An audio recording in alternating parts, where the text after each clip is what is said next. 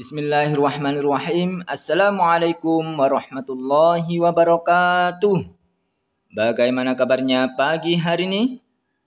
Alhamdulillah, pada pagi hari ini kita semua masih diberi kenikmatan, kesehatan yang sungguh luar biasanya sekali sama Allah Subhanahu wa taala, dan semoga untuk pembelajaran pada pagi hari ini kita semua mendapatkan kemudahan, kelancaran serta mendapat ilmu yang berkah, manfaat fid din wa dunya wal akhirah. Amin amin ya rabbal alamin. Baiklah anak-anakku sekalian, sekarang kita akan belajar pelajaran fikih dengan materi sunnah-sunnah sholat yang akan dibimbing langsung oleh Bapak Muhammad Sirajul Kiram di SD Umma Iman Lawang tahun pelajaran 2020-2021. Bismillahirrahmanirrahim. Sunnah-sunnah sholat. Yang pertama Pak Kiram bahas yaitu tentang sholat, yang mana sholat itu termasuk tiang agama. Tanpa sholat, bangunan seorang muslim tiada artinya, rapuh dan jauh dari Islam itu sendiri. Kemudian selanjutnya sunnah-sunnah sholat. Yang dimaksud dengan sunnah sholat yaitu semua aktivitas yang dilakukan di saat sholat. Jika tertinggal tidak sengaja, maka tidak membatalkan sholat. Akan tetapi cukup digantikan dengan sujud sahwi. Adapun sunnah-sunnah sholat antara lain yaitu yang pertama mengangkat kedua tangan. Yang mana mengangkat kedua tangan ini harus sejajar dengan bahu. Coba perhatikan gambar di samping. Tangan itu harus sejajar dengan bahu, sebagaimana yang dilakukan oleh Rasulullah Shallallahu Alaihi Wasallam.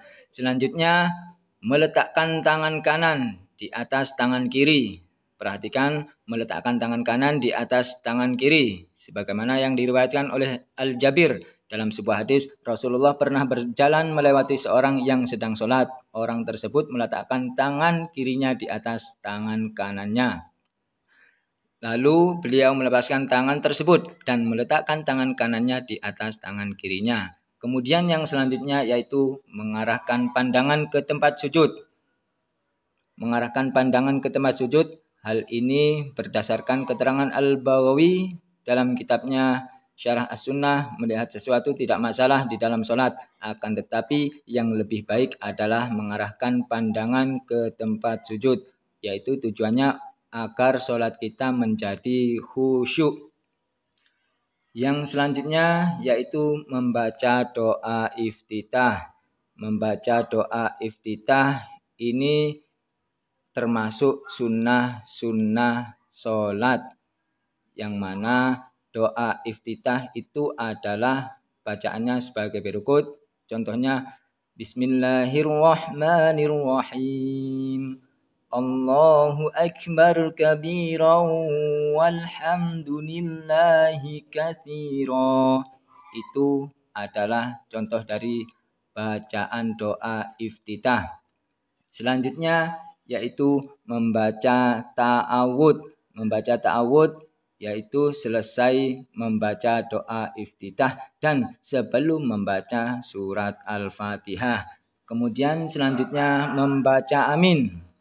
Membaca amin ini juga disunahkan dalam sholat, yang mana bacaan sholat amin ini setelah membaca surat Al-Fatihah. Baik ketika sedang sholat sendirian maupun berjamaah, baik sebagai imam maupun makmum dengan suara yang keras, kecuali dalam sholat sirriyah atau sholat sendirian. Selanjutnya, sunnah-sunnah sholat yang selanjutnya adalah membaca surat sesudah Al-Fatihah. Membaca surat sesudah Al-Fatihah terserah kalian semua yang kalian hafal, apa surat An-Nas, Al-Falaq, Al-Kautsar. Pokoknya yang kalian hafal itu kalian baca. Itu termasuk sunnah-sunnah sholat. Yang selanjutnya yaitu menempelkan kening, hidung, dan beberapa anggota tubuh lainnya ketika sujud. Coba perhatikan, menempelkan kening, hidung, dan beberapa anggota tubuh lainnya ketika sujud. Jadi kening, hidung, kedua tangan, kedua lutut, dan kedua ujung kaki itu harus ditempelkan. Itu termasuk sunnah-sunnah sholat. Yang selanjutnya yaitu membaca doa-doa sholat. Contohnya membaca doa-doa sholat yaitu ketika sedang ruku. iktidal, sujud, duduk di antara dua sujud, dan setelah melaksanakan tasyahud akhir.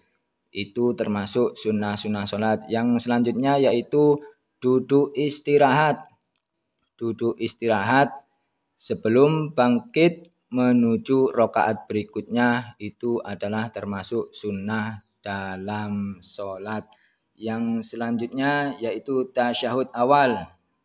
Tasyahud awal ini juga termasuk sunnah dari sholat. Apabila kita meninggalkan tasyahud awal tidak sengaja, maka kita bisa menggantikan dengan sujud sahwi. Kemudian yang selanjutnya adalah membaca sholawat atas Nabi.